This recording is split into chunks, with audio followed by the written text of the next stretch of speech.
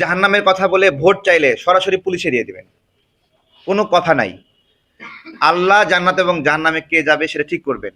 এমনকি সারা জীবন আমল করছে, একটা বেদবির কারণে আল্লাহ তাকে জাহান্নামে দিতে পারেন। আবার সারা জীবন ভালো কাজ করছে, খারাপ কাজ করছে, একটা ভালো কাজের জন্য, মায়ের সেবা বলেন অথবা এমন কোনো কাজ আছে যার জন্য আপনার হলো ইসলামের উপকার হয়েছে, এই জন্য আল্লাহ তাকে জান্নাতে দিতে পারেন। একটা ভোটের বিনিময়ে, একটা ভোটের মাধ্যমে কেউ জান্নাতে যাবে জাহান্নামে যাবে, এইরকম কথাবার্তা যারা বলে তারা হলো মুনাফিক, এবং তারা আল্লাহর শক্তির সঙ্গে নিজের শক্তি তুলনা করতে যাচ্ছে, এইরকম যারা করছে। আমরা আরেকটা বিষয় বলেছি এখানে, খুব সুস্পষ্টভাবে বলেছি, দেখুন যে ভোটের মাঠে অনেক আমাদের চিকন বুদ্ধির হুজুর আছে, তারা মনে করে যে এটা কেউ বুঝতে পারে না, তারা কৌশলে ভোট চেয়ে যাবে, তারা কৌশলে কোনো একটা দলের ড্যামারেজ করবে।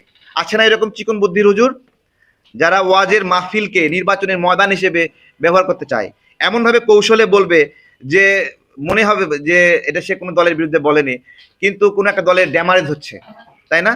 আমরা এই বিষয়টাই নির্বাচন কমিশনের দৃষ্টি আকর্ষণ করেছি, প্রথম বলেছি আমরা, আজকে না শুধু, এর আগেও বলেছি যে এই যে মসজিদে তালিমের কথা বলে ঢুকে নির্বাচনী কার্যক্রম করছে, এতদিন ওর তালিম করা প্রয়োজন হয়নি, এমনকি মসজিদে নামাজ না পড়ে বাড়িতে নামাজ পড়ছে ভয়েতে, এখন মসজিদে গিয়ে তালিমের কথা বলছে এবং সেখানে ভোটের প্রচারণা করছে। আমরা বলছি এই এই প্রতারণা চলবে না। ভোটের কয়েকদিন, এই যে ফেব্রুয়ারি মাস পর্যন্ত কয়েকদিন এই যে রাজনৈতিক দলের তালিম বন্ধ থাকলে ইসলামের আহামরি ক্ষতি হবে না, বরঞ্চ যে রাজনৈতিক দলগুলো যদি মসজিদ কেন্দ্রিক তাদের রাজনৈতিক তালিম চালু করে, তাহলে মসজিদে পরিবেশ নষ্ট হবে।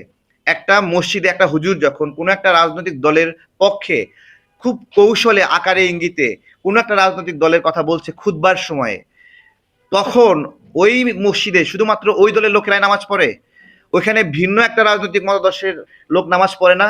তো তাদের মনের মধ্যে কি হয় যে আল্লাহর প্রার্থনা করতে আসছে, সেই সময়টাতে যে হুজুরটাকে বিশ্বাস করে সে সামনে বসিয়েছে, সেই হুজুর কৌশলে কৌশলে কোনো একটা দলের মার্কেটিং করছে এবং কোনো কোনো একটা দলের ড্যামারেজ করছে, তাই না? তো সেই বিষয়গুলোকে আপনার হলো আমরা ডিফাইন করছি যে এই ধরনের সকল তৎপরতা বন্ধ করতে হবে। যদি কোনো একটা দল, সেটা ইসলামিক দলই বলেন, যারা ওয়াজ মাহফিলের সাথে সম্পর্ক, সে যদি ভোটের জন্যই কার্যক্রম করতে চায়, তাহলে ওইখানে আল্লাহ রাসূলের নামটা লিখা বাদ দিয়ে তাদের মার কাটা দেখ এবং লেখুক যে আমাদের দলের একটা প্রচারণা ক্যাম্পেইন, আপনারা আসেন, তাহলে দলের পক্ষ থেকে দিনের কথা বলবে, ভোটের কথা বলবে, কিন্তু সেটা ডিক্লারেশন তারা এটা করতে হবে। কিন্তু সাধারণ জনগণের টাকা দিয়ে মাহফিল আয়োজন করবে আর সেই মাহফিলে রাজনৈতিক বয়ান দিবে, এই ভোটের সময় এটা অশান্তি তৈরি করবে, মারপিট হানাহানি।